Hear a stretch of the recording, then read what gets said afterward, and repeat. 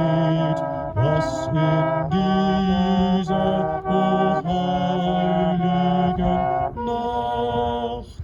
Der Vater im Himmel für Freude uns macht.